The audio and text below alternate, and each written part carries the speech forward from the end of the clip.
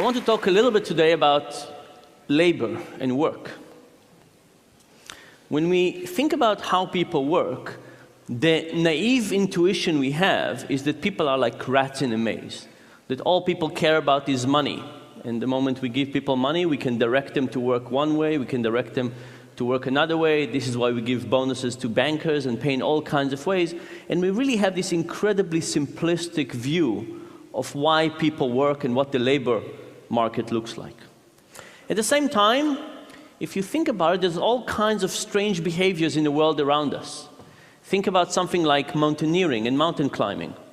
If you read books of people who climb mountains, difficult mountains, do you think that those books are full of moments of joy and happiness? No, they're full of misery. In fact, it's all about frostbites and difficulty to walk and difficulty of breathing, cold, challenging circumstances. And if people were just trying to be happy, the moment they would get to the top, they would say, "This was a terrible mistake, I'll never do it again." Instead, let me sit on a beach somewhere drinking mojitos. But instead, people go down, and after they recover, they go up again. And if you think about mountain climbing as an example, it suggests all kinds of things. It suggests that we care about reaching the end, a peak. It suggests that we care about the fight, about the challenge. It suggests that there's all kinds of other things that motivate us to work or behave in all kinds of ways. And for me personally, I started thinking about this after a student came to visit me. This was a student that was one of my students a few years earlier, and he came one day back to campus, and he told me the following story. He said that for more than 2 weeks, he was working on a PowerPoint presentation. He was working in a big bank, and this was in preparation for a merger and acquisition. And he was working very hard on this presentation. Graphs, tables, information. He stayed late at night every day. And the day before it was due, he sent his PowerPoint presentation to his boss, and his boss wrote him back and said, "Nice presentation, but the merger is canceled." And the guy was deeply depressed. Now, at the moment when he was working, he was actually quite happy. Every night he was enjoying his work, he was staying late, he was perfecting this PowerPoint presentation. But knowing that nobody would ever watch that made him quite depressed. So I started thinking about how do we experiment with this idea of the fruits of our labor. And to start with, we created a little experiment in which we gave people Legos, and we asked them to build Legos. And for some people, we gave them a Lego and we said, "Hey, would you like to build this Bionicle for $3? We'll pay you $3 for it." And people said yes, and they built this Lego. And when they finished, we took it, we put it under the table, and we said, "Would you like to build another one?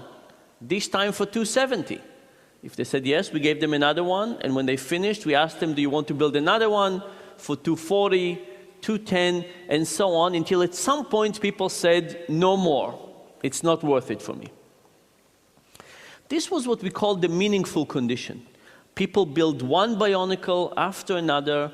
After they finished every one of them, we put them under the table, and we told them that at the end of the experiment, we will take all these Bionicles, we will unassemble them, we will put them back in the boxes, and we will use it for the next participant. There was another condition. This other condition was inspired by David, my student. And this other condition we call the Sisyphic Condition. And if you remember the story about Sisyphus, Sisyphus was punished by the gods to push the same rock up a hill. And when he almost got to the end, the rock will roll over and he would have to start again. And you can think about this as the essence of doing futile work. You can imagine that if he pushed the rock on different hills, at least he would have some sense of progress. Also, if you look at prison movies, sometimes the way that the guards torture the prisoners is to get them to dig a hole, and when the prisoners finish, they ask them to fill the hole back up and then dig again. There's something about this cyclical version of doing something over and over and over that seems to be particularly demotivating. So in the second condition of this experiment, that's exactly what we did. We asked people, would you like to build one Bionicle for $3? And if they said yes, they build it. And then we asked them, do you want to build another one for $270? And if they said yes, we gave them a new one. And as they were building it, we took apart the one that they just finished. And when they finished that, we said, would you like to build another one? This time for 30 cents less. And if they said yes, we gave them the one that they built and we broke. So this was an endless cycle of them building and we destroying in front of their eyes. Now, what happens when you compare these two conditions? The first thing that happened was that people built many more Bionicles. They built 11 versus 7 in the meaningful condition versus the Sisyphus condition. And by the way, we should point out that this was not big meaning. People were not curing cancer or building bridges. People were building Bionicles for a few cents. And not only that, everybody knew that the Bionicles will be destroyed quite soon, right? So there was not a real opportunity for big meaning, but even the small meaning made a difference. Now, we had another version of this experiment. In this other version of the experiment, we didn't put people in this situation. We just described to them the situation, much I'm describing to you now, and we asked them to predict what the results would be. What happened? People predicted the right direction, but not the right magnitude. People who were just given the description of the experiment said that in the meaningful condition, people would probably build one more Bionicle. So people understand that meaning is important, they just don't understand the magnitude of the importance, the extent to which it's important. There was one other piece of data we looked at. If you think about it, there are some people who love Legos and some people who don't. And you would speculate that the people who love Lego will build more Legos even for less money, because after all, they get more internal joy from it. And the people who love Legos less will build less Legos because the enjoyment that they derive from it is lower. And that's actually what we found in a meaningful condition. There was a very nice correlation between love of Lego and the amount of Legos people built. What happened in the Sisyphic condition? In that condition, the correlation was zero. There was no relationship between the love of Lego and how much people built, which suggests to me that with this manipulation of breaking things in front of people's eyes, we basically crushed any joy that they could get out of this activity. We basically eliminated it. So how do we look at this question experimentally?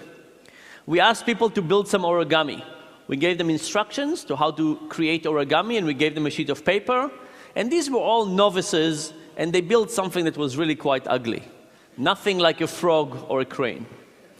But then we told them, we said, look, this origami really belongs to us. You worked for us, but I'll tell you what, we'll sell it to you. How much do you want to pay for it? And we measured how much they were willing to pay for it. And we had two types of people. We had the people who built it, and we had the people who did not build it and just looked at it as external observers. And what we found was that the builders thought that these were beautiful pieces of origami, and they were willing to pay for them 5 times more than the people who just evaluated them externally. Now, you could say, if you were a builder, do you think that, oh, I love this origami, but I know that nobody else would love it? Or do you think, I love this origami, and everybody else would love it as well? Which one of those two is correct? Turns out the builders not only loved the origami more, they thought that everybody will see the world in their view. They thought everybody else would love it more as well. In the next version, we tried to do the IKEA effect. We tried to make it more difficult. So for some people, we gave the same task. For some people, we made it harder by hiding the instructions. At the top of the sheet, we had little diagrams of how do you fold origami. For some people, we just eliminated that. So now this was tougher. What happened? Well, in an objective way, the origami now was uglier. It was more difficult. Now, when we looked at the easy origami, we saw the same thing. Builder loved it more, evaluators loved it less. When you looked at the hard instructions, the effect was larger. Why? Because now the builders loved it even more. They put all this extra effort into it, and evaluators, they loved it even less, because in reality it was even uglier than the first version. Of course, this tells you about something about how we evaluate things. Now think about kids. Imagine I asked you, how much would you sell your kids for? Right? your memories and association and so on, most people would say for a lot of money on good days. But imagine this was slightly different. Imagine you did not have your kids, and one day you went to the park and you met some kids, and they were just like your kids, and you played with them for a few hours. And when you were about to leave, the parents said, hey, babe, by the way, just before you leave, if you're interested, they're for sale. How much would you pay for them now? Most people say not that much. No? And this is because our kids are so valuable, not just because of who they are, but because of us, because they're so connected to us and because of the time and connection. And by the way, if you think that IKEA instructions are not good, think about the instructions that come with kids. Those are really tough. By the way, these are my kids, which of course are wonderful and so on, which comes to tell you one more thing, which is much like our builders, when they look at the creature of their creation, we don't see that other people don't see things our way. Let me say one last comment. If you think about Adam Smith versus Karl Marx, Adam Smith had a very important notion of efficiency. He gave an example of a pin factory. He said pins have 12 different steps. And if one person does all 12 steps, production is very low. But if you get one person to do step 1 and one person to do step 2 and step 3 and so on, production can increase tremendously. And indeed, this is a great example and the reason for the Industrial Revolution and the efficiency. Karl Marx, on the other hand, said that the alienation of labor is incredibly important and how people think about the connection to what they're doing. And if you make all 12 steps, you care about the pin. But if you make one step every time, maybe you don't care as much. And I think that in the Industrial Revolution, Adam Smith was more correct than Karl Marx. But the reality that we've switched, and now we're in the knowledge economy. And you can ask yourself, what happens in the knowledge economy? Is efficiency still more important than meaning? I think the answer is no. I think that as we move to situations in which people have to decide on their own about how much effort, attention, caring, how connected they feel to it. Are they thinking about labor on their way to work and in the shower and so on? All of a sudden, Mark has more things to say to us. So when we think about labor, we usually think about motivation and payment as the same thing. But the reality is that we should probably add all kinds of things to it. Meaning, creation, challenges, ownership, identity, pride, etc. And the good news is that if we added all of those components and thought about them, how do we create our own meaning, pride, motivation, and how do we do it in our workplace and for the employees, I think we could get people to both be more productive and happier. And thank you very much.